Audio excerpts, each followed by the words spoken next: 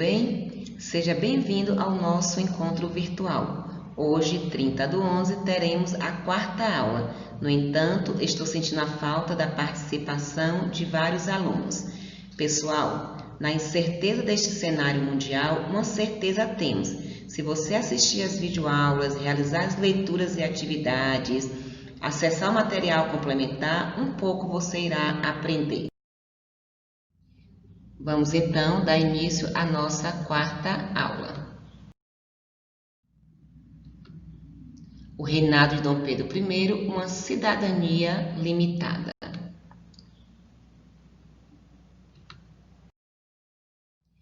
A história do Brasil ela é dividida em 3 períodos.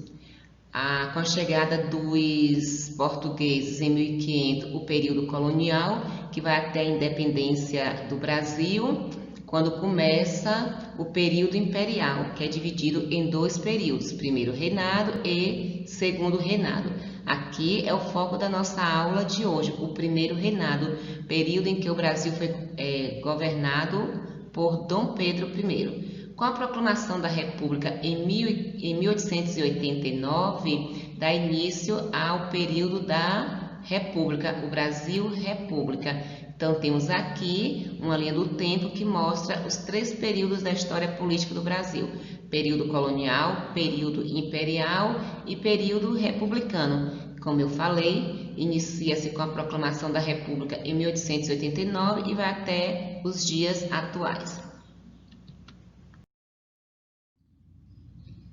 A nossa independência não foi pacífica, o 7 de setembro não foi pacífico.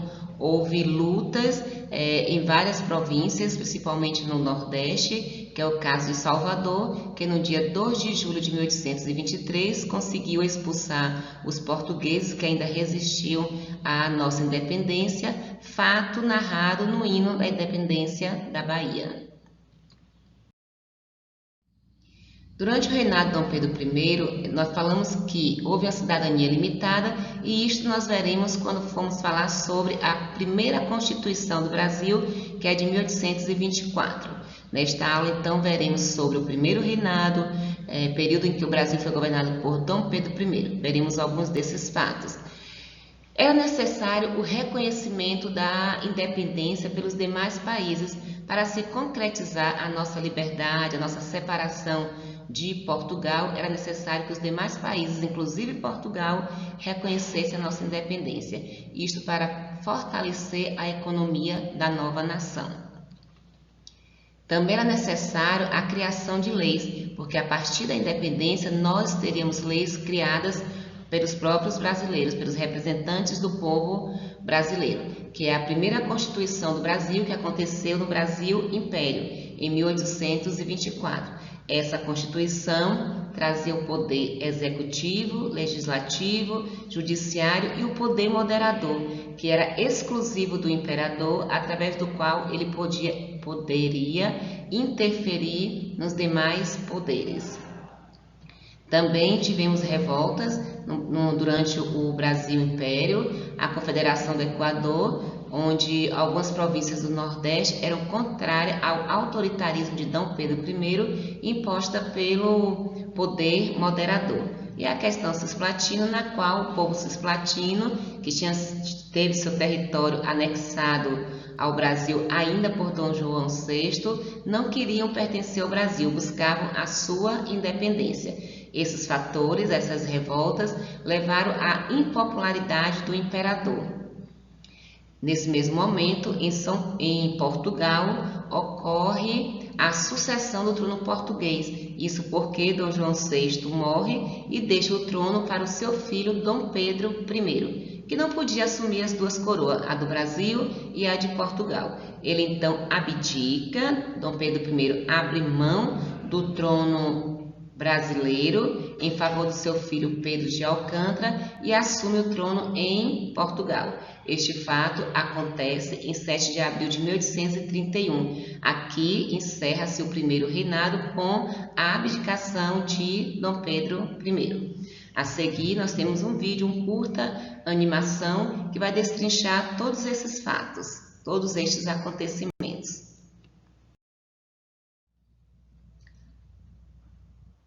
Orientações. Após assistir a videoaula, após assistir o vídeo, responda as questões do formulário. Nós estamos no 4º formulário, sendo que o primeiro foi só revisão, não foi contado, então nós temos 3 tarefas e muitos alunos ainda não responderam. As questões objetivas têm apenas uma resposta correta. As questões subjetivas você responderá primeiro em seu caderno de história, depois a tirar foto e adicionar arquivo, clicar em imagem, lembrando que só é possível o envio uma única vez. Para aprofundar esse conteúdo, eu estou sugerindo também vídeo animação sobre o período regencial.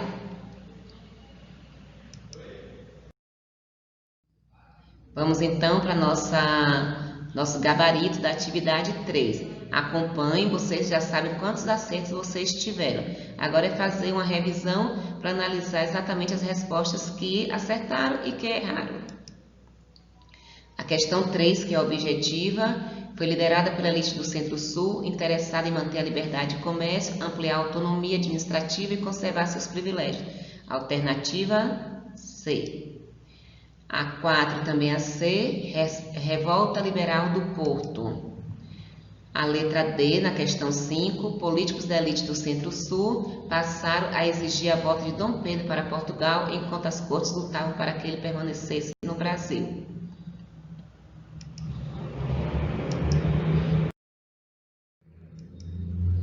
A questão 6 é a letra D. Dom Pedro I incorporou figuras políticas contra a independência aos quadros administrativos do seu governo, como José Bonifácio, defensor de situação colonial brasileira e do poder régio português, pretendendo com essa manobra enganar as cortes de suas reais intenções.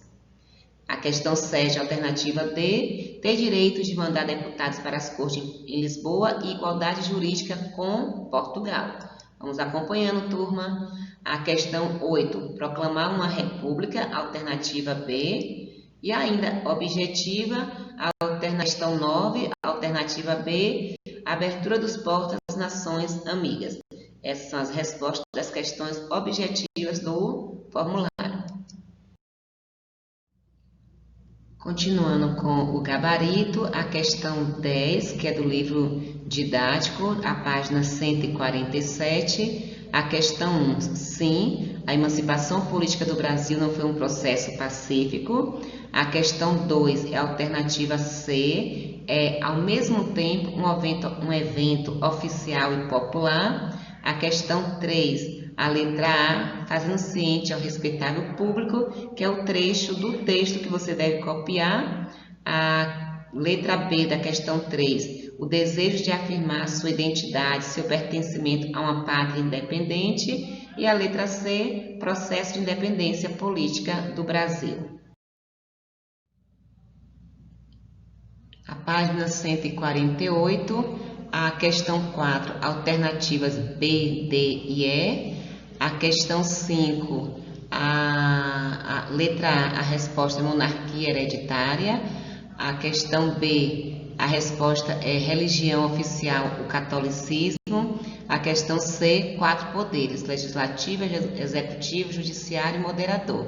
E por fim, a questão 8, que é a alternativa E.